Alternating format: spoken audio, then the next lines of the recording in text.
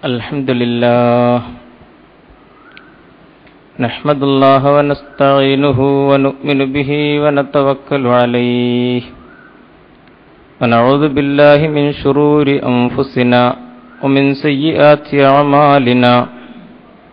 Man yahdihillahu fala mudilla lahu wa man yudlil fala hadiya lahu. Ashhadu an la ilaha illallah wahdahu la sharika lahu. وأشهد أن محمدا عبده ورسوله أرسله بالهدى ودين الحق ليظهره على الدين كله ولو كره المشركون اللهم صل على محمد وعلى آل محمد كما صليت على إبراهيم وعلى آل إبراهيم اللهم بارك على محمد وعلى آل محمد كما باركت على إبراهيم وعلى آل إبراهيم في العالمين إنك حميد مجيد أيها الناس اتقوا الله عباد الله أعوذ بالله السميع العليم من الشيطان الرجيم فخلف من بعدهم خلف أضاعوا الصلاة واتبعوا الشهوات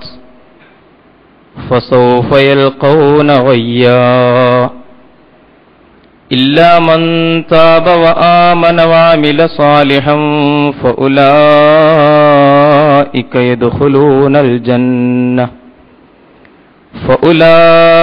يدخلون الجنة ولا يظلمون شيئا صدق الله العظيم إن أريد إلا الإصلاح ما استطعت وما توفيقي إلا بالله عليه توكلت وإليه أنيب رب اشرح لي صدري ويسر لي أمري واحلل عقدة من لساني يفقهوا قولي സത്യവിശ്വാസിനികളെ, പ്രപഞ്ചനാഥന് വിധേയപ്പെട്ടുകൊണ്ട് പരമാവധി സൂക്ഷ്മതയോടുകൂടി ജീവിതത്തിൽ മുമ്പോട്ടു പോകാൻ പരിശ്രമിക്കണമെന്ന് ആദ്യമായി വസിയ്യത്ത് ചെയ്യുന്നു, ഉത്ബോധിപ്പിക്കുന്നു. പരമദയാലുവായ പടച്ചവൻ നാം ഓരോരുത്തരെയും അനുഗ്രഹിക്കുമാറാകട്ടെ.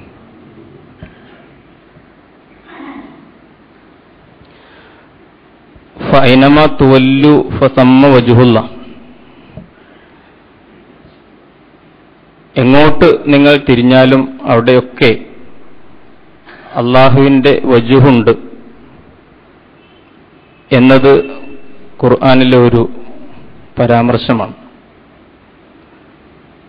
കുറച്ചായിട്ട് നമ്മൾ എങ്ങോട്ട് തിരിഞ്ഞാലും ബ്രസീലും അർജന്റീനയുമാണ്. ഞാൻ വിശദീകരിക്കേണ്ടതില്ല, നിങ്ങൾക്കൊക്കെ അറിയാം. നമ്മുടെ ചെറുപ്പക്കാരും യുവാക്കളും കുട്ടികളും ഭയങ്കരമായ ചൂടുപിടിച്ച ചർച്ചകളിലും തർക്കങ്ങളിലും കുതർക്കങ്ങളിലും വാതുവെപ്പുകളിലും പന്തയങ്ങളിലും ഒക്കെയാണ്.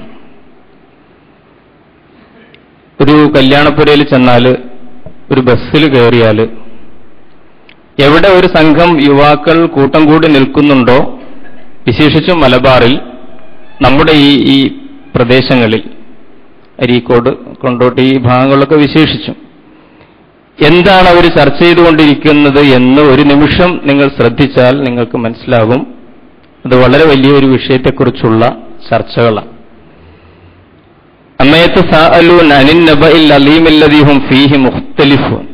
വിശുദ്ധ ഖുർആൻ ഒരന്ത്യനാളുണ്ട് എന്ന് അള്ളാഹുവിന്റെ റസൂല് പറഞ്ഞപ്പോൾ മക്കയിലെ ഖുറൈശികളിൽ നടന്ന ചൂടുപിടിച്ച ഒരു ചർച്ചയെ സൂചിപ്പിച്ചുകൊണ്ട് അള്ളാഹു പറയുന്നു, അമ്മയത്ത് സാഅലൂൻ. എന്തിനെക്കുറിച്ചാണ് അവരിങ്ങനെ സംസാരിച്ചുകൊണ്ടിരിക്കുന്നത്? എന്തിനെക്കുറിച്ചാണ് അവർ ചോദ്യം ചോദിച്ചുകൊണ്ടിരിക്കുന്നത്? എന്തിനെക്കുറിച്ചാണ് അവർ തർക്കിച്ചുകൊണ്ടും ഭിന്നിച്ചുകൊണ്ടും ഇരിക്കുന്നത്? അനിൻ നബഇൽ അലീം, ആ മഹാവൃത്താന്തത്തെക്കുറിച്ചാണ്, ആ മഹാസംഭവത്തെക്കുറിച്ചാണോ അവർ സംസാരിച്ചുകൊണ്ടിരിക്കുന്നത്, ഭിന്നിച്ചുകൊണ്ടിരിക്കുന്നത് എന്ന്. എല്ലാ ചായക്കടകളിലും മുക്കുമൂലകളിലുമൊക്കെ അള്ളാഹുവിന്റെ പ്രവാചകൻ പരിചയപ്പെടുത്തിയ ഈ അന്ത്യനാളിനെക്കുറിച്ച് അവർക്കിടയിലുണ്ടായ ചർച്ചകളെയാണ് അള്ളാഹു ഇവിടെ സൂചിപ്പിച്ചത്. ഇവിടെ നബഉൽ അലീം നമ്മുടെ ചെറുപ്പക്കാരെ സംബന്ധിച്ചിടത്തോളം ഇപ്പോൾ ഈ വിഷയത്തിൽ അടുത്ത വെള്ളിയാഴ്ച ദക്ഷിണാഫ്രിക്കയിൽ 11-ാം തീയതി തുടങ്ങാനിരിക്കുന്ന ലോകകപ്പ് ഫുട്ബോളാണ് ഇപ്പോ നബഉൽ അലീം, ഏറ്റവും വലിയ ചർച്ചാ വിഷയം, മഹാവൃത്താന്തം. അതിനെക്കുറിച്ചുള്ള ചർച്ചകളും വാതുവെപ്പുകളും പന്തയങ്ങളും ഞാൻ വിശദീകരിക്കുന്നില്ല, നിങ്ങൾക്കൊക്കെ അറിയുന്ന കാര്യമാണ്. അതിനുവേണ്ടി ചെയ്തു കൂട്ടുന്ന കോപ്രായങ്ങളും പരിഹാസ്യമായ കാര്യങ്ങളുമാണ് ഞാൻ സൂചിപ്പിക്കുന്നത്. അത് ഒരു നസീഹത്ത് എന്ന അർത്ഥത്തിൽ അതിനെ സംബന്ധിച്ച ഒരു പുനർചിന്തനം നമ്മുടെ ചെറുപ്പക്കാർ നടത്തണം എന്ന വിനീതമായ ഒരു അഭ്യർത്ഥന മാത്രമാണ് ഇന്നത്തെ ഖുതുബയിൽ ഞാൻ മുമ്പോട്ട് വെക്കുന്നത്. പന്തയം വെപ്പുകളൊക്കെ വ്യാപകമാണ്. എല്ലാ ടീമുകൾക്കും ഫാൻസ് അസോസിയേഷനുകൾ, ഞാൻ വിശദീകരിക്കേണ്ടതില്ലല്ലോ, നമുക്കറിയാം.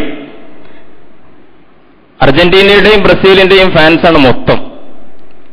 അതിനുവേണ്ടിയുള്ള ഫ്ലക്സ് ബോർഡുകൾ, പരസ്യവാചകങ്ങൾ, എങ്ങനെയൊക്കെ അവരോടുള്ള അനുഭാവം, ആരാധന പ്രകടിപ്പിക്കാൻ പറ്റുമോ ആ എല്ലാ മാർഗങ്ങളും സ്വീകരിച്ചുകൊണ്ടിരിക്കുകയാണ്.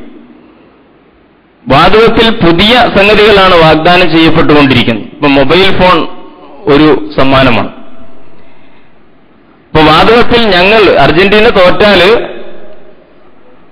ആ തോൽക്കുന്ന അവർക്ക് വേണ്ടി വാദിക്കുന്ന കക്ഷി ജയിക്കുന്ന വാതുവെപ്പിൽ ജയിച്ച കക്ഷിക്ക് ഇന്ന മൊബൈൽ ഫോൺ കൊടുക്കണം. ഒരു നോക്കിയ, വളരെ ഒരു കൂടിയ വിലയുള്ള ഒരു നോക്കിയ മൊബൈൽ സെറ്റ് ആവാം, അല്ലെങ്കിൽ ഒരു Sony Ericsson colour mobile phone, അല്ലെങ്കിൽ ഒരു ബൈക്ക്.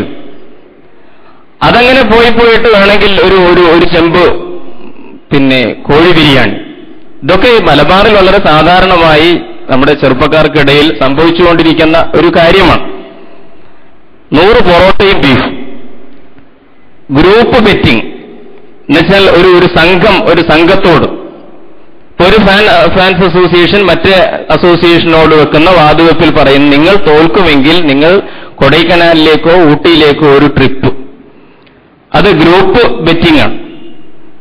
ഇങ്ങനെ ധാരാളം. പിന്നെ നമ്മുടെ പഴയ രീതികളൊക്കെ, തലമുട്ടയടിക്കുക, മീശ പാതി വടിക്കുക, അതുപോലുള്ള സംഗതികൾ, കവലയിൽ ഇങ്ങനെ ഏത്തിടുക, ഇങ്ങനെയുള്ള ഏർപ്പാടുകളൊക്കെ ചെയ്തുകൊണ്ട് ഫുട്ബോളിനെ തലയിലേറ്റുന്ന, അല്ലെങ്കിൽ അതൊരു ഭ്രാന്തായി, അതൊരു ലഹരിയായി മാറുന്ന സ്ഥിതിവിശേഷത്തിലേക്ക് പോകുന്നുണ്ട് എന്ന് നമുക്കറിയാം. നമ്മുടെ എല്ലാ മാധ്യമങ്ങളും ചെറുപ്പക്കാരുടെ മുമ്പിൽ, യുവാക്കളുടെ മുമ്പിൽ അതിന് വളരെ വലിയ മാതൃകകൾ സമർപ്പിക്കുന്നുണ്ട്. ഇന്ന് ഞാൻ പത്രത്തിൽ ഒരു ഫുട്ബോൾ പ്രേമിയുടെ കഥ വായിച്ചു. 55 വയസ്സുള്ള ഈ മനുഷ്യൻ 40 കൊല്ലമായി ഒരു പ്രത്യേക ടീമിന്റെ ആരാധകനാണ്. ആ ടീം എവിടെ കളിക്കും അവിടെയൊക്കെ അദ്ദേഹം പോകും. അദ്ദേഹത്തിന്റെ ടീമിന് വേണ്ടി അദ്ദേഹം ഒച്ചയിടും, പാട്ടുപാടും, ഡാൻസ് ചെയ്യും, എല്ലാം ചെയ്യും. അദ്ദേഹത്തിന്റെ വീട്ടിലേക്ക് കയറി ചെന്നാൽ അവിടെയുള്ള എല്ലാ സംഗതികളും ഫുട്ബോളുമായിട്ട് ഏതോ നിലക്ക് ബന്ധപ്പെട്ടതായിരിക്കും. അദ്ദേഹം അണിഞ്ഞിട്ടുള്ള വസ്ത്രമാണെങ്കിലും, തലയിൽ വെച്ചിട്ടുള്ള തൊപ്പിയാണെങ്കിലും, വീടിന്റെ ചുമരുകളിൽ തൂക്കിയിട്ടിരിക്കുന്ന ചിത്രങ്ങളാണെങ്കിലും, പിന്നെ കളിക്കാരണിയുന്ന ജേഴ്സികൾ, അവരുടെ ഫോട്ടോകൾ തുടങ്ങി എല്ലാ സംഗതികളും ഫുട്ബോളുമായി ബന്ധപ്പെട്ട് അദ്ദേഹം പറയുന്നു, സോക്കറാണ് എന്റെ ജീവിതം. എന്റെ ജീവിതം ഞാൻ ഫുട്ബോളിന് സമർപ്പിച്ചിരിക്കുകയാണ്. 55 വയസ്സുള്ള ഈ മനുഷ്യൻ 40 കൊല്ലമായിട്ട് ഈ രീതിയിലാണ് ജീവിക്കുന്നത്. അദ്ദേഹത്തിന് കല്യാണം കഴിക്കാൻ നേരം കിട്ടിയിട്ടില്ല. നമ്മൾ ആലോചിച്ചു, ഇന്ന സ്വലാത്തി വനുസുക്കി മഹിയായ വമാത്തി ലില്ലാഹി റബ്ബിൽ ആലമീൻ എന്ന് പറയുന്നത് പോലെ എന്റെ നിസ്കാരവും എന്റെ ത്യാഗവും എന്റെ എല്ലാ ആരാധനകളും, പിന്നെ എന്റെ ജീവിതം, വമാത്തി എന്റെ മരണവും ലില്ലാഹി റബ്ബിൽ ആലമീൻ, പ്രപഞ്ചനാഥനായ അള്ളാഹുവിന് സമർപ്പിച്ചു എന്ന് പറയുന്നത് പോലെ ഈ കളിക്ക് വേണ്ടി അദ്ദേഹം ജീവിതം തന്നെ സമർപ്പിച്ചിരിക്കുകയാണ്. അദ്ദേഹത്തിന്റെ വാക്കുകൾ കൃത്യമായിട്ട് ഉദ്ധരിച്ചാൽ, ഞാൻ കുടിക്കുന്നത് ഫുട്ബോളാണ്, ഞാൻ കഴിക്കുന്നത് ഫുട്ബോളാണ്, ഞാൻ ധരിക്കുന്നത് ഫുട്ബോളാണ്, എന്റെ ജീവിതം മുഴുവൻ അതാണ് എന്നാണ് അദ്ദേഹം അഭിമാനത്തോടുകൂടി പറയുന്നത്. അദ്ദേഹത്തിന്റെ ചിത്രം, അദ്ദേഹത്തിന്റെ ജീവിതകഥ, അദ്ദേഹത്തിന്റെ മാതൃക നമ്മുടെ സമൂഹത്തിലെ യുവാക്കളുടെ മുമ്പിൽ സമർപ്പിച്ചുകൊണ്ട്, ഞാൻ പറഞ്ഞല്ലോ, എല്ലാ മാധ്യമങ്ങളും, എല്ലാ പത്രങ്ങളും മത്സരിക്കുകയാണ്. എന്നിട്ട് എങ്ങനെ യുവസമൂഹത്തെ ഈ ലഹരിയിൽ ആ ലഹരി കൊണ്ട് നമുക്കെന്ത് സമ്പാദിക്കാം, എങ്ങനെ സർക്കുലേഷൻ വർദ്ധിപ്പിക്കാം, അതാണല്ലോ നമ്മുടെ പത്രപ്രവർത്തനം എന്ന് പറഞ്ഞാൽ. ഞാൻ വിശദീകരിക്കുന്നില്ല. ഇവിടുത്തെ ഏറ്റവും പേര് കേട്ട പത്രങ്ങൾ പോലും ഇന്ന് ചെയ്തുകൊണ്ടിരിക്കുന്നത് എങ്ങനെ സർക്കുലേഷൻ, ഒരു 10,000 കോപ്പി വർദ്ധിപ്പിക്കാൻ ആരെ ആക്ഷേപിക്കുകയാണ് ചെയ്യേണ്ടത്, ഏത് പ്രസ്ഥാനത്തെ താറടിക്കുകയാണ് ചെയ്യേണ്ടത്, ഏത് മാന്യന്മാരെ അവഹേളിക്കുകയാണ് ചെയ്യേണ്ടത്, അതിനുവേണ്ടി എന്തും ചെയ്യും എന്നൊരു നിലയിലേക്ക് എത്തി. ഞാൻ സൂചിപ്പിക്കുന്നത് ഇതൊരു ലഹരിയായി, ഇതൊരു മദ്യപാനം പോലെ ഒരു ലഹരിയായി മാറിക്കൊണ്ടിരിക്കുന്ന ഒരു കാഴ്ചയാണ് നമ്മൾ കാണുന്നത്. ഞാൻ കളിയെ ആക്ഷേപിക്കുകയല്ല, ഫുട്ബോൾ പോലെ ഒരു കളിയെ ആക്ഷേപിക്കേണ്ട കാര്യവുമില്ല. ഇസ്ലാമിനെ സംബന്ധിച്ചിടത്തോളം അത് അതിന്റെ പ്രകൃതം പഠിച്ചാൽ, വിശുദ്ധ ഖുർആനും തിരുസുന്നത്തും പരിശോധിച്ചാൽ നമുക്ക് ആരോഗ്യകരമായ ഒരു കായിക വിനോദത്തെയും ആക്ഷേപിക്കുന്നതായി നമുക്ക് കാണാൻ കഴിയുകയില്ല. ദീനുൽ ഇസ്ലാം എന്ന് പറയുന്നത് ഒരു രസംകൊല്ലി മതവുമല്ല, ബോറടിപ്പിക്കുന്ന ഒരു മതമല്ല. അള്ളാഹുവിന്റെ ദീൻ പ്രകൃതി മതമാണ്. അള്ളാഹുവിന്റെ ദീൻ ജനങ്ങളുടെ സന്തോഷത്തിലും ആഹ്ലാദത്തിലും പങ്കുചേരുന്ന മതമാണ്. മനുഷ്യന്റെ വികാര വിചാരങ്ങളെ തിരിച്ചറിയുന്ന മതമാണ്. മനുഷ്യന്റെ ബലദൗർബല്യങ്ങളെ വളരെ കൃത്യമായി നിരീക്ഷിക്കുന്ന മതമാണ്. അതിനുപയുക്തമായ ആരോഗ്യകരമായ രീതിയിൽ അതിനെയൊക്കെ വളർത്തിയെടുക്കാനുള്ള സംവിധാനങ്ങളും ഉത്ബോധനങ്ങളും നൽകുന്ന ഒരു മതമാണ്. അതുകൊണ്ട് കായിക വിനോദങ്ങളെ, കളികളെ ആക്ഷേപിക്കുക എന്നത് ഒരിക്കലും ഇസ്ലാമികമായ ഒരു രീതിയല്ല. ഞാൻ അർത്ഥത്തിൽ ആക്ഷേപിക്കുകയല്ല ചെയ്യുന്നു. വിശേഷിച്ച് ഫുട്ബോൾ പോലുള്ള വളരെ നല്ല എന്ന് ഞാൻ പറയുന്നത്, മനുഷ്യ നാഗരികതയെ അവരുടെ ചരിത്രം പരിശോധിച്ചാൽ ഏറ്റവും കൂടുതൽ ഉത്തേജിപ്പിക്കുകയും ആവേശിപ്പിക്കുകയും ചെയ്ത ഒരു കായിക വിനോദമാണ് ഫുട്ബോൾ. ഫുട്ബോളിന്റെ ചരിത്രം പരിധിയാൽ നമുക്ക് മനസ്സിലാവും. വളരെ പുരാതനമായ, എന്റെ ചെറിയ അറിവനുസരിച്ച് 2500 കൊല്ലങ്ങൾക്കപ്പുറം വളരെ പുരാതനമായിട്ടുള്ള, പുരാതന ചൈനയിൽ ഫുട്ബോൾ ഉണ്ടായിരുന്നത് 2500 കൊല്ലങ്ങൾക്ക് മുമ്പ്. ഈ രീതിയിലായിരുന്നില്ല എന്ന് മാത്രം. അവരുടെ ഭാഷയിൽ സു ചു എന്ന് പറയുന്ന ഒരു കളി ഉണ്ടായിരുന്നു എന്നാണ് ചരിത്രം പറയുന്നത്. സു എന്ന് പറഞ്ഞാൽ കാലുകൊണ്ട് തട്ടലാണ്, ചു എന്ന് പറഞ്ഞാൽ തോലുകൊണ്ടുണ്ടാക്കിയ പന്ത്. ഈ തോലുകൊണ്ടുണ്ടാക്കിയ പന്ത് കാലുകൊണ്ട് തട്ടിക്കൊണ്ടുള്ള ഒരു കളി സമ്പ്രദായം ചൈനയിൽ വളരെ പുരാതന കാലത്തെ ഉണ്ടായിരുന്നു എന്ന്. മനുഷ്യന്റെ ആരോഗ്യത്തെ പോഷിപ്പിക്കുന്ന, ടീം സ്പിരിറ്റിനെ വളർത്തുന്ന, ഒരു ലീഡർഷിപ്പ്, നേതൃത്വം എന്താണ് എന്ന് പഠിപ്പിക്കുന്ന ഒരു റഫറി, സർവാധിപതിയാണ് കളിയിൽ. അദ്ദേഹത്തിന്റെ നേതൃത്വത്തിന് കീഴിലാണ് ആ കളിയുടെ എല്ലാ സംഗതികളും. നിയമം വളരെ കർശനമായിട്ട് പാലിക്കപ്പെടണം. ആ സംഘബോധത്തിലെ മുമ്പോട്ട് പോകാൻ പാടുള്ളൂ. കളിയുടെ നിയമങ്ങൾ മാത്രമല്ല, മനുഷ്യ സംസ്കാരം വരെ ലംഘിച്ചാൽ ആ കളിക്കാരനെ പുറത്താക്കും. തീർച്ചയായും ഒരുപാട് ഗുണങ്ങളുള്ള, സമയനിഷ്ഠ പഠിപ്പിക്കാൻ 90 മിനിറ്റിനപ്പുറം, പിന്നെ സവിശേഷമായിട്ടുള്ള സാഹചര്യങ്ങളിൽ ഞാൻ പറയേണ്ടതില്ല. ഫുട്ബോളിനെ കുറിച്ച് അറിയാത്തവരാരും മലബാറിൽ ഒരു കുട്ടിയും ഉണ്ടാവുകയില്ല. ഞാൻ സൂചിപ്പിക്കുന്നത്, തീർച്ചയായും മനുഷ്യന്റെ വളർച്ചയിൽ ഒരു കുട്ടി ഒരു മുതിർന്ന പൗരനായി വളരുന്നതിനിടയിൽ കളികൾക്ക് വലിയ പ്രാധാന്യമുണ്ട്. വിശേഷിച്ചും കായിക വിനോദങ്ങൾക്ക് വലിയ പ്രാധാന്യമുണ്ട്. അതൊക്കെ അംഗീകരിക്കുകയും അതൊക്കെ അതിൻ്റെതായിട്ടുള്ള അതിർത്തികളിൽ അതിനെയൊക്കെ പ്രോത്സാഹിപ്പിക്കുകയും ചെയ്യുന്ന ദീനാണ് അള്ളാഹുവിന്റെ ദീൻ. ഇവിടെ യഥാർത്ഥത്തിൽ പ്രശ്നം അതല്ല എന്ന് നമ്മൾ തിരിച്ചറിയണം. അതിന്റെയൊക്കെ പരിധി വിട്ടുകൊണ്ട് പോകുമ്പോൾ അള്ളാഹുവിന്റെ ദീൻ കലയെയും വിനോദത്തെയും എന്തുമാത്രം പ്രോത്സാഹിപ്പിച്ചിട്ടുണ്ട് എന്ന് സൂചിപ്പിക്കാൻ ഒരുപടി ഹദീസുകൾ നമുക്ക് ഉദ്ധരിക്കാൻ കഴിയും. ഞാൻ സമയപരിമിതി കൊണ്ട് ചുരുക്കി പറയുകയാണ്. ഒരു പെരുന്നാൾ ദിവസം മഹദിയായ ആയിഷ റളിയല്ലാഹു തആല അൻഹ റിപ്പോർട്ട് ചെയ്യുന്നു, ഒരു പെരുന്നാൾ ദിവസം എന്റെ അടുത്ത് 2 പെൺകുട്ടികൾ നിന്ന് പാടുകയായിരുന്നു. വൈന്ദി ജാരിയത്താനി തുവന്നിയാനി, ബുഖാരിയിലും മുസ്ലിമിലും ഒക്കെ വന്ന ഹദീസുകളാണ്. എന്റെ അടുത്ത് 2 പെൺകുട്ടികൾ നിന്ന് പാട്ട് പാടുന്നു. അപ്പോഴാണ് അബൂബക്കർ സിദ്ദീഖ് റളിയല്ലാഹു തആല അൻഹു കടന്നു വരുന്നത്. അദ്ദേഹത്തിന് ദേഷ്യം വന്നു. കാരണം അള്ളാഹുവിന്റെ റസൂലിന്റെ വീട്ടിൽ ഈ പാട്ടും കൂത്തും ഇതൊക്കെ നമ്മുടെ ഒരു മനസ്സുണ്ടല്ലോ, നമ്മൾ മതാത്മകം എന്ന് പറയുന്ന ഒരു മനസ്സ്, അതിൽ നിന്നുകൊണ്ട് അബൂബക്കർ സിദ്ദീഖ് റളിയല്ലാഹു അൻഹു ക്ഷോഭത്തോടുകൂടി ചോദിക്കുന്നു, അമസാമിറു ശൈത്താനി ഫീ ബൈത്ത് റസൂലുള്ളാഹി സ്വല്ലല്ലാഹു അലൈഹി വസല്ലം. അമസാമിറു ശൈത്താൻ, മിസ്മാർ, അല്ല അള്ളാഹുവിന്റെ റസൂലിന്റെ വീട്ടിലാണോ നിങ്ങളുടെ ഈ ഹാർമോണിയം വായന, ഈ പിശാചിന്റെ കുഴലൂത്ത് നിങ്ങൾ നടത്തുകയാണോ എന്ന് പറഞ്ഞുകൊണ്ട് അദ്ദേഹം ക്ഷോഭിച്ചു. ആ സന്ദർഭത്തിൽ മഹാനായ റസൂലുള്ളാഹി സ്വല്ലല്ലാഹു അലൈഹി വസല്ലം പറയുന്നു, യാ അബൂബക്കർ ഇന്ന ലികുല്ലി ഖൗമിൻ ഈദൻ വഹാദാ ഈദുനാ. അബൂബക്കർ, താങ്കൾ ക്ഷമിക്കുക, താങ്കൾ ശ്രദ്ധിക്കൂ, എല്ലാ സമൂഹത്തിനും ഒരു പെരുന്നാളുണ്ട്. എല്ലാ സമൂഹത്തിനും ഒരു സന്തോഷത്തിന്റെയും ആഹ്ലാദത്തിന്റെയും സന്ദർഭമുണ്ടല്ലോ. അതുപോലെ നമ്മുടെ പെരുന്നാൾ ദിവസമാണെന്ന് വഹാദ ഈദിന കുട്ടികൾ സന്തോഷിച്ചോട്ടെ, അവര് പാട്ടുപാടിക്കോട്ടെ. നമ്മുടെ കുട്ടികൾ ഒരു പാട്ട് പാടുമ്പോഴേക്ക് തകർന്നു പോകുന്ന ഒരു ദീനീബോധമുണ്ട് നമുക്ക് പലർക്കും, വിശേഷിച്ചും പ്രായമായ ആളുകളിൽ പലർക്കും. ഇതൊക്കെ ഇസ്ലാമാണോ എന്ന് ചോദിക്കും, അല്ലാഹുവിന്റെ ദീനാണോ എന്ന് ചോദിക്കും. എന്തോ ഒരു വലിയ ദുരന്തം സംഭവിക്കുന്നത് പോലെ നോക്കിക്കാണുന്ന ഒരു സമീപനത്തെ അള്ളാഹുവിന്റെ പ്രവാചകൻ തിരുത്തുകയാണ്. യാ അബൂബക്കർ ഇന്ന ലികുല്ലി ഖൗമിൻ ഈദൻ വഹാദ ഈദുന. ഇത് നമ്മുടെ സന്തോഷത്തിന്റെ ഒരു സന്ദർഭമാണ്. സന്തോഷത്തിന്റെ സന്ദർഭത്തിൽ സന്തോഷം വർദ്ധിപ്പിക്കുന്ന ഒരു കാര്യമാണ് ആ കുട്ടികൾ ചെയ്യുന്നത്. അവരത് ചെയ്തോട്ടെ, ദഹുമ, അവരെ വിട്ടുകളയൂ അബൂബക്കർ എന്ന് നബി കരീം സല്ലല്ലാഹു അലൈഹി വസല്ലം തിരുമേനി പറയുന്നതായി നമുക്ക് വായിക്കാൻ കഴിയും. വകാന യൗമ ഈദിൻ യൽഅബു ഫീഹി സൂദാൻ ബിദ്ദറഖി വൽ ഹിറാബ്.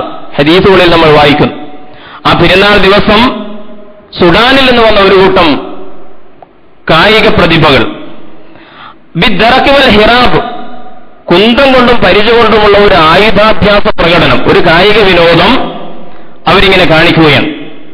എവിടെയാണ് നമ്മൾ ഓർക്കണം? അല്ലാഹുവിന്റെ റസൂലിന്റെ പള്ളിയിലാണ്. മദീനത്തെ പള്ളിയിൽ, അള്ളാഹുവിന്റെ പ്രവാചകന്റെ പള്ളിയിൽ, അള്ളാഹുവിന്റെ ഭവനത്തിൽ സുഡാനിൽ നിന്ന് വന്ന ഒരു കൂട്ടം അത്ലറ്റുകൾ, ഒരു കൂട്ടം കായിക പ്രതിഭകൾ അവരുടെ കായിക പ്രകടനം നടത്തിക്കൊണ്ടിരിക്കുന്നു. ആയിഷ ബീവി പറയുകയാണ്, ഫഇമ്മാ സഅൽതു നബി സല്ലല്ലാഹു അലൈഹി വസല്ലം. ഇപ്പൊ കണ്ടപ്പോ എനിക്ക് സന്തോഷം തോന്നി. ഇപ്പൊ ഞാൻ നബിയോട് അനുവാദം ചോദിച്ചു, ഞാനും ഇത് കണ്ടോട്ടെ. അങ്ങനെ കളി കാണാമോ എന്നൊക്കെ ഉണ്ടല്ലോ ചോദ്യം, ആ ചോദ്യത്തിനുള്ള ഉത്തരമാണ്. ഞാനിത് കണ്ടോട്ടെ എന്ന് നബിയോട് ചോദിച്ചപ്പോൾ ഫഇമ്മാ ഖാല തസ്തഹീന തൻളുരീൻ, നബി ചോദിച്ചു തസ്തഹീന തൻളുരീൻ, കാണണമെന്ന് നിനക്ക് ആഗ്രഹമുണ്ടോ? ഫഖുൽതു നഅം, ഞാൻ പറഞ്ഞു അതെ. ഫഅഖാമനി വറാഹു, നബി എന്നെ പിന്നിൽ നിർത്തിയിട്ട് നബി കരീം സല്ലല്ലാഹു അലൈഹി വസല്ലം ആ കായിക പ്രതിഭകളുടെ പ്രകടനം എന്നെ കാണിച്ചു തന്നു. ഖദ്ദി അലാ ഖദ്ദിഹി, എന്റെ കവിള് നബിയുടെ കവിളിനോട് ചേർത്ത് വെച്ചുകൊണ്ട് ഞാനത് കണ്ട് ആസ്വദിച്ചു. വഹു യഖൂലു ദൂനക്കും യാ ബനി അർഫിദ, ആ സമൂഹത്തെ വിളിക്കുന്ന അപരനാമം ഉപയോഗിച്ചുകൊണ്ട് റസൂൽ സ്നേഹപൂർവ്വം അവർ വിളിച്ചുകൊണ്ട് പറയുന്നു, വളരെ ഉഷാറായിട്ടുണ്ട് കേട്ടോ നിങ്ങളുടെ കളി, വളരെ നന്നായിട്ടുണ്ട് എന്ന് ആ ടീമിനെ പ്രവാചകൻ അഭിനന്ദിച്ചു. ഹത്താ ഇദാ മലിൽതു ഖാല ഹസ്ബുക്കി, ആയിഷ ബീവി പറയുകയാണ്, അത് ഞാൻ മതിവരോളം കണ്ടു. അങ്ങനെ എനിക്ക് മടുത്തപ്പോ റസൂൽ എന്നോട് ചോദിച്ചു, ഹസ്ബുക്കി, നീ കണ്ടു മതിയായോ? ഖുൽതു നഅം, ഞാൻ പറഞ്ഞു അതെ. ഖാല ഫദ്ഹബി, എന്നാൽ നീ പൊയ്ക്കൊള്ളൂ എന്ന് പറഞ്ഞുകൊണ്ട് റസൂലുള്ളാഹി സല്ലല്ലാഹു അലൈഹി വസല്ലം ആ കളി കാണാൻ വേണ്ടി ആയിഷ ബീവിക്ക് സൗകര്യം ചെയ്തു കൊടുത്തതായി, ആ ടീമിനെ പ്രോത്സാഹിപ്പിച്ചതായി ഹദീസുകളിൽ നിന്ന് നമ്മൾ വായിക്കുകയാണ്. വേറൊരു റിപ്പോർട്ട്, അബീ ഹുറൈറ റളിയല്ലാഹു തആല ബൈനമൽ ഹബശ യൽഅബൂന ഇൻദ നബി സല്ലല്ലാഹു അലൈഹി വസല്ലം ബിഹിറാബിഹിം, ഒരിക്കൽ അബസീനിയയിൽ നിന്നുള്ള കളിക്കാര് അവരുടെ കുന്തം കൊണ്ടുള്ള ഒരു അഭ്യാസ പ്രകടനം, ഒരു കളി നടത്തുകയായിരുന്നു. പ്രവാചകന്റെ ഞങ്ങൾക്കിടയിൽ വന്നുകൊണ്ട് അവർ അഭ്യാസ പ്രകടനം നടത്തി. ആ സന്ദർഭത്തിലാണ് ഉമർ കയറി വരുന്നത്. ദഖല ഉമറു, ഉമർ വന്നു. ഉമറിന്റെ ശൈലി നമുക്കറിയാലോ. ഉമർ വന്നപ്പോ നബിയുടെ സഹാബത്തിന്റെ ഇടയിൽ എന്നിട്ട് ഇവരുടെ ഈ കുന്തം കൊണ്ടുള്ള അഭ്യാസ പ്രകടനങ്ങളാണ് കാണുന്നത്. ഉമറിന് ദേഷ്യം വന്നു. ഉമർ ഉടനെ കുനിഞ്ഞ് കുറച്ച് ചരലെടുത്ത് അവരെ എറിഞ്ഞു എന്നാ നബി കരീം സല്ലല്ലാഹു അലൈഹി വസല്ലം ഉമറിനോട് പറഞ്ഞു, ഫഖാല ദഅഹും യാ ഉമർ. ഇമാം ബുഖാരി മുസ്ലിമും രേഖപ്പെടുത്തിയ ഹദീസ്. ദഅഹും യാ ഉമർ, ഉമറെ അവരെ വിട്ടേക്കും, അതിലൊന്നും ഒരു കുഴപ്പമില്ല. അത് മനുഷ്യന്റെ ജീവിതത്തെ, മനസ്സിന് ഉല്ലാസം നൽകുന്ന, ശരീരത്തിന് ആരോഗ്യം നൽകുന്ന ഒരു കാര്യമാണ്. മനുഷ്യ നാഗരികതയെ വളർത്തുകയും പോഷിപ്പിക്കുകയും ചെയ്യുന്ന ഒരു കാര്യമാണ്. എന്തിനാണ് അവർ നേരിടുന്നത്? അവരെ വെറുതെ വിട്ടേക്കൂ എന്ന് അള്ളാഹുവിന്റെ റസൂൽ സല്ലല്ലാഹു അലൈഹി വസല്ലം തിരുമേനി പറയുക. ഇതുപോലെ ധാരാളം റിപ്പോർട്ടുകൾ. ഇമാം അബൂ ഹാമിദ് ഗസ്സാലി റഹ്മത്തുള്ളാഹി അലൈഹി ഇതുപോലുള്ള ഇമാം ബുഖാരിയും മുസ്ലിമും രേഖപ്പെടുത്തിയ ഇത്തരം ഹദീസുകൾ ഉദ്ധരിച്ചുകൊണ്ട് അദ്ദേഹത്തിന്റെ സുപ്രസിദ്ധമായ ഇഹ്യാ ഉലൂമിദ്ദീൻ എന്ന ഗ്രന്ഥത്തിൽ വിശദമായ ഒരു വിശകലനം നടത്തിക്കൊണ്ട് അദ്ദേഹം അതിനെക്കുറിച്ച് പരാമർശിക്കുന്നുണ്ട്.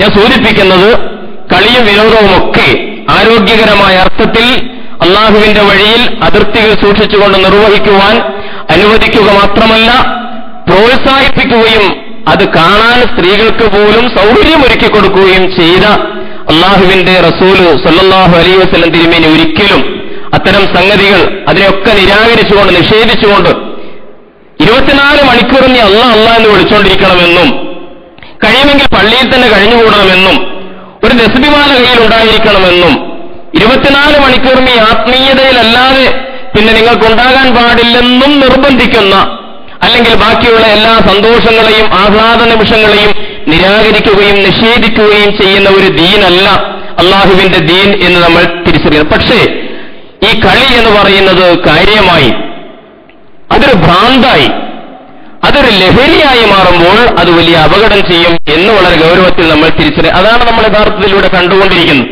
ഞാൻ നേരത്തെ പറഞ്ഞ സംഗതികളൊക്കെ അതാണ്. സാക്ഷാൽ മറഡോണ എന്ന് പറഞ്ഞല്ലോ ഈ അടുത്ത്. മറഡോണ പറഞ്ഞ അർജന്റീനയെങ്ങാനും ലോകകപ്പ് നേടിയാൽ എനിക്കുള്ള ഒരു ആശങ്ക, അർജന്റീന കപ്പ് നേടുന്ന നിമിഷം നഗ്ന ഓട്ടം നടത്താൻ വേണ്ടി നാട്ടിൽ യുവാക്കൾ തയ്യാറെടുക്കുന്നു എന്ന സംഗതിയാണ് എന്നെ ആശങ്കപ്പെടുത്തുന്നത്. സാക്ഷാൽ മറഡോണ പറഞ്ഞതാ. നമ്മൾ ആലോചിച്ച് നോക്കൂ. ഒരു ടീം മറ്റേ ടീമിനെ തോൽപ്പിച്ചു, ലോകകപ്പ് നേടി, അതിനെന്തിനാ ഒരാൾ തുണി കഴിയുന്നത്? ഇത്തരത്തിലുള്ള ഒരു അവസ്ഥയിലേക്ക് ഒരു സമൂഹം പോകുന്നു. സംസ്കാരത്തെയും ഇതുവരെയുള്ള മനുഷ്യന്റെ മഹത്വത്തെയും ഒക്കെ അപകീർത്തിപ്പെടുത്തുന്ന, അപമാനിക്കുന്ന, ഊണും ഉറക്കവുമില്ലാതെ. ഞാൻ നേരത്തെ പറഞ്ഞ ഫുട്ബോൾ പ്രേമി പറയുന്നുണ്ട് അദ്ദേഹത്തെ കമ്പനികളിൽ നിന്നൊക്കെ പിരിച്ചുവിട്ടുന്നു. കാരണം ഇദ്ദേഹത്തിന് ഫുട്ബോൾ തലക്ക് ഒരു ഭ്രാന്തായി നടക്കുകയാണ്. അദ്ദേഹത്തിന്റെ ജോലിയിൽ ശ്രദ്ധിക്കാൻ കഴിയുന്നില്ല. അങ്ങനെ പല ജോലികളിൽ നിന്നും അദ്ദേഹത്തെ പിരിച്ചുവിട്ടു എന്നാണ് പറയുന്നത്. ഇങ്ങനെ സ്വന്തം ജോലികളെ അവഗണിക്കുന്ന, സ്വന്തം കുടുംബത്തെ അവഗണിക്കുന്ന, അവരോടുള്ള അവകാശങ്ങൾ നിർവഹിക്കാത്ത രീതിയിൽ സ്വന്തം നിർബന്ധ ബാധ്യതകളെല്ലാം വിസ്മരിച്ചുകൊണ്ട് ഒരു ഭ്രാന്തായി, ഒരു ലഹരിയായി, ഒരു ചൂതാട്ടമായിട്ടൊക്കെ മാറുമ്പോൾ അത് വളരെ ഗൗരവമുള്ള വിഷയമാണ് എന്ന് നമ്മൾ തിരിച്ചറിയണം. കാരണം ജീവിതം എന്ന് പറയുന്നത് കളിയല്ല, അതൊരു വിനോദമല്ല, അതൊരു തമാശയല്ല എന്ന് വിശുദ്ധ ഖുർആൻ വളരെ കൃത്യമായി നമ്മെ ബോധ്യപ്പെടുത്തിയിട്ടുണ്ട്. വിശുദ്ധ ഖുർആൻ അങ്ങനെ കളിയായി ജീവിതത്തെ കാണുന്നവരെയും ഉപയോഗപ്പെടുത്തുന്നവരെയും ആക്ഷേപിച്ചുകൊണ്ട് സംസാരിക്കാൻ നമുക്ക് പല സന്ദർഭങ്ങളിലും കാണാൻ കഴിയും.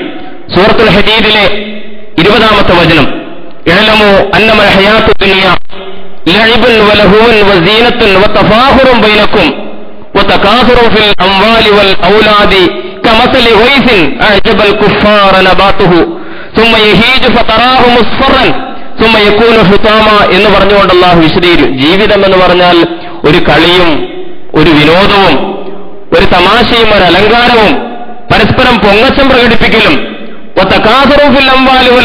സമ്പത്തിലും അതുപോലെ സന്താനങ്ങളിലുമുള്ള പെരുമ നടിക്കലും ഒക്കെയായിട്ട് ജീവിതം മാറുകയാണ്. അതാണ് പല ആളുകൾക്കും ജീവിതം എന്ന് പറഞ്ഞാൽ. പക്ഷേ നീ മനസ്സിലാക്കണം, അൽ ആഖിറത്തു ഫിൽ ആഖിറത്തി അദാബുൻ ശദീദ്, പരലോകത്ത് കഠിനമായ ശിക്ഷ അല്ലാഹു ഒരുക്കി വെച്ചിട്ടുണ്ട്.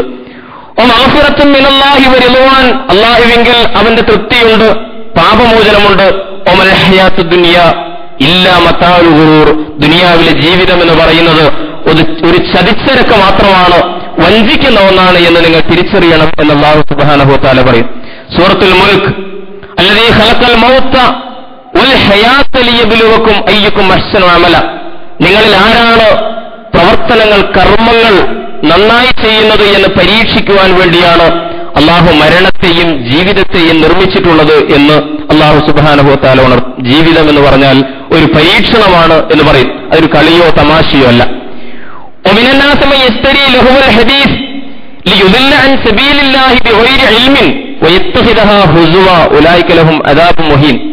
സൂറ ലുഖ്മാനിൽ അള്ളാഹു പറയുന്നു, മനുഷ്യരിൽ ചില ആളുകളുണ്ട്, ومن الناس من يشتري لهو الحديث, വിനോദ വാർത്തകളെ, ലഹുൽ ഹദീസിനെ വിലക്ക് വാങ്ങുന്ന ചില ആളുകളുണ്ട്.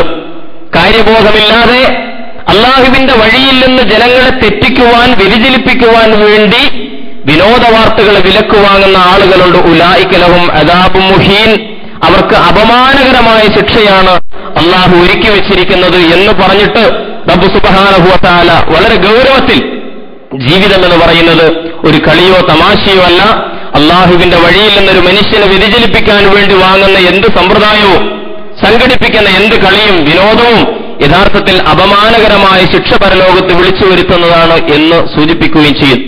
فخلف من بعدهم خلف, സൂറ മറിയം, فخلف من بعدهم خلف, അവർക്ക് ശേഷം ഒരു തലമുറ വന്നു, പിഴച്ച ഒരു തലമുറ. അല്ലാഹു സ്വലാത്ത്, അവർ നമസ്കാരം പാഴാക്കി കളയുന്നവരാണ്. വത്തബഅ ശഹവാത്ത്, തന്നിഷ്ടങ്ങളെ പിന്തുടർന്ന് ജീവിക്കുന്നവരാണ്. ഫസൗഫ യൽഖൗന ഗയ്യ, അതിന്റെ ദുരന്ത ഫലം അവർ അനുഭവിക്കാൻ പോവുകയാണ്. താമസിയാതെ അതിന്റെ ദുരന്തം അവരെ പിടികൂടും എന്ന് അല്ലാഹു പറയും. ഇല്ലാ മൻ താബ വ ആമന വ അമില സാലിഹൻ, ഇത്തരം സംഗതികളിൽ നിന്ന് പശ്ചാത്തപിച്ച് മടങ്ങിയ ആളുകളും വിശ്വാസത്തെ ഉജ്ജ്വലമാക്കിയവരും സുഹൃതങ്ങളിലൂടെ ജീവിതം മുമ്പോട്ട് കൊണ്ടുപോവുകയും ചെയ്യുന്ന ആളുകൾ ഒഴികെ ഫൗലായിക യദ്ഖുലൂനൽ ജന്ന, അവർ സ്വർഗസ്ഥരാകും. വലാ യുസ്ലമൂന ശൈഅ, ഒരു അനീതിയും അവരോടുണ്ടാവുകയില്ല. ഫഖലഫ മിൻ ബഅദിഹിം ഖൽഫുൻ അല്ലാഹുസ് സ്വലാത്ത്, നമസ്കാരം പാഴാക്കി കളയുന്ന ഒരു വിഭാഗം, ശഹവാത്തിന്റെ പിന്നാലെ പിന്തുടർന്നു പോകുന്ന ഒരു വിഭാഗം. നമ്മുടെ യുവാക്കൾ, വിശേഷിച്ച് നമ്മുടെ വിദ്യാർത്ഥികൾ, ചെറുപ്പക്കാർ സൂറത്ത് മറിയമിന്റെ ഈ ആയത്തിന്റെ മുമ്പിൽ നിന്നുകൊണ്ട് ഈ സംഗതികളെ വിലയിരുത്തുവാൻ, വിശകലനം ചെയ്യുവാൻ അവർ സന്നദ്ധരാകണം. നമ്മൾ ഇത്തരം സംഗതികൾ ഒരു ലഹരിയായി, കളികാര്യമായി, ഭ്രാന്തായി മാറുമ്പോൾ ഇത്തരം സംഗതികളൊക്കെ വിട്ടുപോവുകയാണ്. മഹാന്മാരായ ഫുഖഹാ പറഞ്ഞ ഏറ്റവും ചുരുങ്ങിയ ചില മിനിമം സംഗതികളെങ്കിലും ഈ കാര്യത്തിൽ ശ്രദ്ധിക്കാൻ എന്റെ പ്രിയപ്പെട്ട യുവ സുഹൃത്തുക്കളോട് ഒരു നസീഹത്ത് എന്ന നിലയ്ക്ക് ഞാൻ സൂചിപ്പിക്കുകയാണ്. ഒന്ന്, നമസ്കാരം പോലുള്ള നിർബന്ധമായ ബാധ്യതകൾ, മാതാപിതാക്കളോടുള്ള കടമകൾ, അതിഥികളോട് ചെയ്യേണ്ട ബാധ്യതകൾ, അതുപോലെ മറ്റ് ജനങ്ങളുടെ അവകാശങ്ങൾ, നമ്മുടെ ജോലി, നമ്മുടെ കുടുംബത്തോടുള്ള ബാധ്യതകൾ, ഇത്തരം നിർബന്ധമായ കാര്യങ്ങൾ, വാജിബാത്തുകളെ ഒരിക്കലും ഇത് ബാധിച്ചുകൂടാ എന്ന കാര്യത്തിൽ നിർബന്ധ ബുദ്ധി പുലർത്തുക. രണ്ടാമത്തേത്, ചൂതാട്ടത്തിന്റെ ഒരു സ്വഭാവവും ഇതിൽ കലരാതിരിക്കുക. മഹാന്മാരായ മുജ്തഹിദുകളായ പണ്ഡിതന്മാർ ചർച്ച ചെയ്തു പറഞ്ഞ അഭിപ്രായങ്ങളാണ്. ചൂതാട്ടത്തിന്റെ ബെറ്റ്, പന്തയം എന്നൊക്കെ പറഞ്ഞ് ഞാൻ വിശദീകരിക്കേണ്ട, ഇസ്ലാമിൽ അത്തരം സമ്പ്രദായങ്ങളൊന്നുമില്ല. അങ്ങനെ ജനങ്ങൾക്ക് നഷ്ടം വരുത്തുന്ന, ജനങ്ങളിൽ വിരോധവും പകയും ഉണ്ടാക്കുന്ന, പരസ്പരം വൈരം വളർത്തുന്ന ഒന്നും, ഇന്നമൽ ഖംറു വൽ മൈസിറു വൽ അൻസാബു വൽ അസ്ലാമു റിജ്സും മിൻ അമലി ശൈത്താൻ ഫജ്തനിബു. വിശുദ്ധ ഖുർആൻ പറയുന്നു, എല്ലാ ചൂതാട്ടങ്ങളും, മദ്യപാനവും, പ്രതിഷ്ഠകളും, ലോട്ടറികളും, ഭാഗ്യാന്വേഷണങ്ങളും എല്ലാം യഥാർത്ഥത്തിൽ റിജ്സും മിൻ അമലി ശൈത്താൻ, അത് പൈശാചിക വൃത്തികളിൽപ്പെട്ട മാലിന്യങ്ങളാകുന്നു. അല്ലാഹുവിന്റെ പ്രയോഗം റിജ്സും മിൻ അമലി ശൈത്താൻ, അത് പൈശാചിക വൃത്തികളിൽപ്പെട്ട മാലിന്യങ്ങളാകുന്നു. ഫജ്തനിബു, അതുകൊണ്ട് അതിൽ നിന്നെല്ലാം നിങ്ങൾ വിട്ടുനിൽക്കണം. നമ്മൾ ആലോചിച്ച് നോക്കൂ, വളരെ ഗൗരവമുള്ള ഒരു വിഷയമാണ്. ഇന്നമാ യുരീദു ശൈത്താനു അൻ യൂഖിഅ ബൈനകുമുൽ അദാവ വൽ ബഗ്ളാ ഫിൽ ഖംറി വൽ മൈസിർ. ഖുർആൻ പറയുന്നു, മദ്യത്തിലൂടെയും ചൂതാട്ടത്തിലൂടെയും നിങ്ങൾക്കിടയിൽ പകയും വൈരവും വിദ്വേഷവും വളർത്താനാണ് പിശാച് ശ്രമിച്ചുകൊണ്ടിരിക്കുന്നത്. ഇത് വളരെ ഗൗരവത്തിൽ നമ്മൾ ചിന്തിക്കേണ്ട ഒരു കാര്യമാണ്.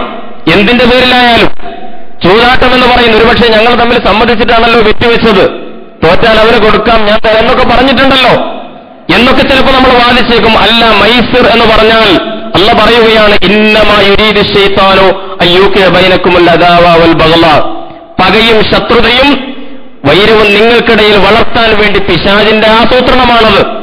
പൈസ കൊടുക്കും ആ സന്ദർഭത്തിൽ, പക്ഷേ പൈസ കൊടുക്കുന്നവന്റെ ഉള്ളിൽ പതഞ്ഞു പോകുന്ന ഒരു പകയുടെ, വിദ്വേഷത്തിന്റെ ഒരു മനസ്സുണ്ടാകും. അത് പരസ്പരം വളർന്നു വരാനിടയുണ്ട്.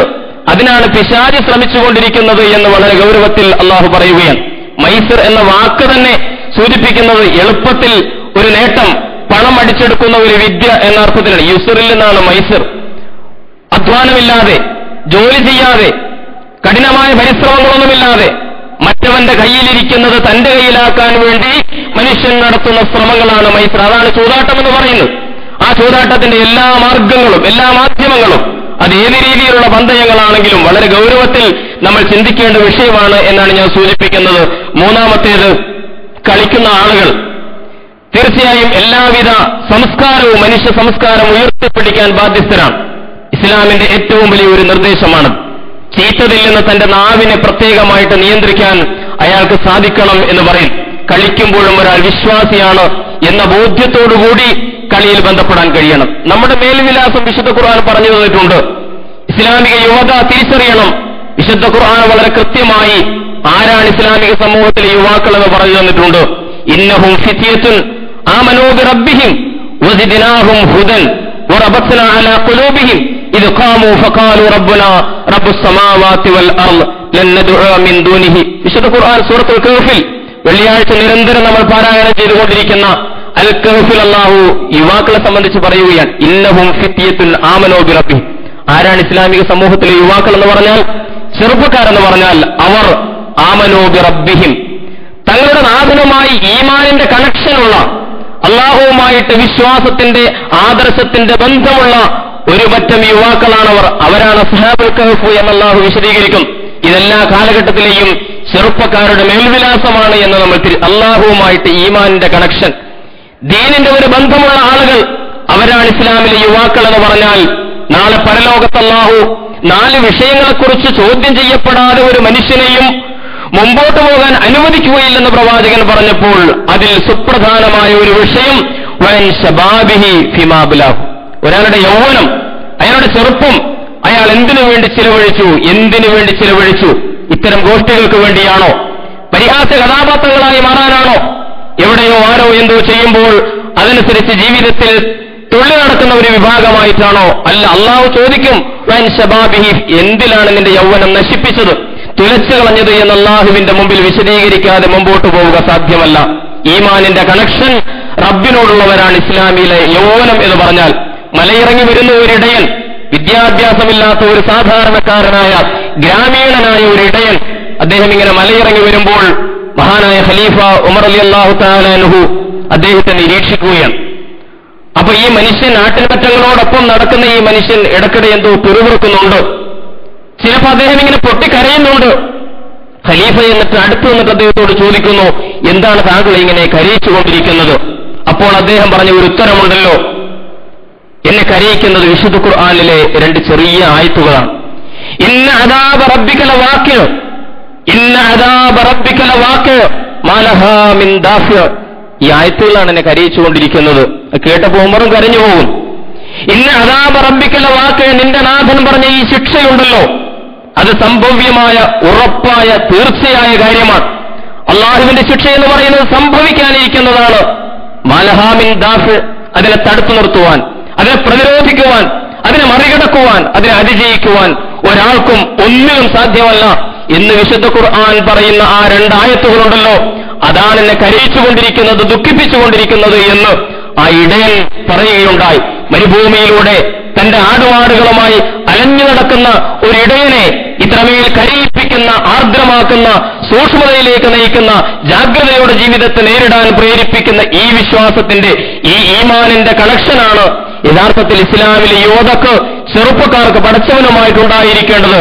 അത്തരമൊരു ആദർശ യുവതയുടെ ചരിത്രം നമ്മുടെ മുമ്പിൽ ഉണ്ടായിരിക്കണം എപ്പോഴും. നമ്മുടെ ഇഷ്ടങ്ങളാണ് എന്ന് നമ്മൾ പലപ്പോഴും പറയാറുണ്ട്. നമ്മുടെ ഇഷ്ടങ്ങൾ, ആ ഇഷ്ടങ്ങളെ നമ്മളൊരു പുനർവിചിന്തനത്തിന് വിധേയമാക്കേണ്ടതുണ്ട്. മഹാനായ ഖുബൈബ് റളിയല്ലാഹു തആല അൻഹു, നമുക്കറിയാമല്ലോ, ശത്രുക്കൾ അദ്ദേഹത്തെ കൊല്ലാൻ കൊണ്ടുപോയി. അവസാനത്തെ നിമിഷം ഒരൊറ്റ ചോദ്യം, അല്ല ഖുബൈബേ, നിനക്കിനി ജീവിതത്തിൽ എന്തെങ്കിലും ഒരു മോഹം ബാക്കിയുണ്ടോ? എന്തെങ്കിലും ചെയ്യാൻ ആഗ്രഹമുണ്ടോ? തൂക്കിക്കൊല്ലാൻ പോകുന്ന ഒരു മനുഷ്യനോട് അവസാനം സമൂഹം കാണിക്കുന്ന ഒരു ദയ. ആ സന്ദർഭത്തിൽ മഹാനായ ഖുബൈബ് പറഞ്ഞ ഒരു ഉത്തരമുണ്ട്. നമ്മുടെ ചെറുപ്പക്കാരുടെ എന്റെ ഹോബി ഇതാണ്, എന്റെ ഇഷ്ടം ഇതാണ്, എന്റെ ദൗർബല്യം ഇതാണ് എന്നൊക്കെ പറയുമ്പോൾ നമ്മൾ ആലോചിക്കണം. ഖുബൈബ് പറഞ്ഞ ഒരു ഉത്തരം, 2 റക്അത്ത് നമസ്കരിക്കാൻ എനിക്ക് അനുവാദം തരണം.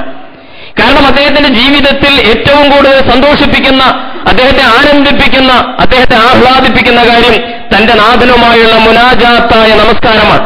തന്റെ എല്ലാ സങ്കടങ്ങളും, തന്റെ എല്ലാ ആമലാദികളും, തന്റെ എല്ലാ മോഹങ്ങളും, ജീവിതവും അല്ലാഹുവിന്റെ മുമ്പിൽ സമർപ്പിക്കുന്ന, തന്റെ ശിരസ് പടച്ചവന്റെ മുമ്പിൽ സാഷ്ടാംഗം പ്രണമിച്ചുകൊണ്ട് ചെയ്യുന്ന ആ നിമിഷങ്ങളാണ് അദ്ദേഹത്തിന്റെ ജീവിതത്തിൽ ഏറ്റവും വിലപ്പെട്ടതായി, ആനന്ദപൂർണമായിട്ട് അദ്ദേഹത്തിന്റെ 2 റക്അത്ത് നമസ്കരിക്കാൻ എനിക്ക് അനുവാദം തരണം. ആ കിട്ടിയ അനുവാദത്തിൽ വേഗത്തിൽ അദ്ദേഹം 2 റക്അത്ത് നമസ്കരിച്ചു. എന്നിട്ട് അദ്ദേഹം പറഞ്ഞു, ഞാൻ നിസ്കാരത്തിൽ ഏറ്റവും കൂടുതൽ മുഴുകാൻ ആഗ്രഹിക്കുന്ന ഒരാളാണ്. പക്ഷേ ഞാനങ്ങനെ നിസ്കാരബന്ധം ദീർഘിപ്പിച്ചാൽ ഈ ദുനിയാവിനോട് എനിക്ക് ജീവിക്കാൻ കുറച്ചുകൂടെ കൊതിയുള്ള ഒരാളാണ് എന്ന് നിങ്ങൾ തെറ്റിദ്ധരിക്കുമോ എന്ന് ചിന്തിച്ചിട്ടാണ് ഞാൻ വേഗം അവസാനിപ്പിക്കുന്നത് എന്ന് പറഞ്ഞുകൊണ്ട് അവസാനം കിട്ടിയ നിമിഷം അള്ളാഹുവിന്റെ മുമ്പിൽ 2 റക്അത്ത് നമസ്കരിക്കാൻ ശ്രമിച്ച മഹാനായ ഖുബൈബ് റളിയല്ലാഹു തആല അൻഹുവിന്റെ ഒരു ഇഷ്ടമുണ്ടല്ലോ, ഒരു ഹോബിയുണ്ടല്ലോ. നമ്മളെ സംബന്ധിച്ചിടത്തോളം അള്ളാഹുവുമായി ഈമാനിന്റെ കണക്ഷനുള്ള യുവതയെ സംബന്ധിച്ചിടത്തോളം ഒരു ദൗർബല്യവും അവരെ ബാധിക്കാൻ പാടില്ല. ഒരു കളിയും, ഒരു കലയും, ഒരു വിനോദവും അവരെ സംബന്ധിച്ചിടത്തോളം അതൊക്കെ ആരോഗ്യകരമായ അതിർത്തികളിൽ ആസ്വദിക്കുകയും പ്രവർത്തിക്കുകയും ഒക്കെ ചെയ്യുന്നതോടൊപ്പം അതൊന്നും ഒരു ദൗർബല്യമായി മാറാൻ പാടില്ല എന്നാണ് ഞാൻ സൂചിപ്പിക്കുന്നത്. മരണത്തിന്റെ സന്ദർഭത്തിൽ 33-ാമത്തെ വയസ്സിൽ മരണം തന്നെ സമീപിക്കുന്ന സന്ദർഭത്തിൽ പുഞ്ചിരിച്ചുകൊണ്ട് മരണത്തെ നോക്കി പാട്ടുപാടി യുവാക്കളുണ്ടായിരുന്നല്ലോ. മുആദ് ഇബ്നു ജബലിനെ പോലെ അദ്ദേഹം പാടിയെന്നാണ്, മർഹബൻ ബിൽ മൗത്തി മർഹബ എന്ന്. മരണമേ നിനക്ക് സ്വാഗതം, നീ എന്റെ ചിരകാല സുഹൃത്താണ്, ഞാൻ പ്രതീക്ഷിച്ചിരിക്കുകയായിരുന്നു. എന്നിട്ട് ആകാശത്തേക്ക് കരങ്ങൾ ഉയർത്തിക്കൊണ്ട് പ്രാർത്ഥിക്കുകയാണ്, അല്ലാഹുമ്മ, പടച്ചവനെ, എന്റെ ഈ നഫ്സിനെ നീ സ്വീകരിക്കണം, ഈ ആത്മാവിനെ സ്വീകരിക്കണം. ഒരു വിശ്വാസിയായ മനുഷ്യന്റെ ആത്മാവിന് നീ കൊടുക്കുന്ന സ്വാഗതം, പടച്ചവനെ, ആകാശലോകത്തിന്റെ ആത്മാവിന് നൽകണമേ എന്ന് പറഞ്ഞ് പുഞ്ചിരിച്ചുകൊണ്ട് ഖിബിലക്കഭിമുഖമായി കിടന്ന മരണത്തെ സ്വാഗതം ചെയ്യുന്ന മുആദ് ബിൻ ജബലിനെ പോലെയുള്ള ചെറുപ്പക്കാരെ നമുക്കറിയാം. മിസ്അബ് ബിൻ ഉമൈറിനെ പോലുള്ള അള്ളാഹുവിന്റെ വഴിയിൽ പ്രബോധനത്തിന് വേണ്ടി ജീവിതം സമർപ്പിച്ച നമുക്കറിയാമല്ലോ അദ്ദേഹത്തിന്റെ ചരിത്രം. ജാഹിലി കാലത്ത് അള്ളാഹുവിന്റെ റസൂൽ തന്നെ പറയുകയാണ് അതിനെക്കുറിച്ച്.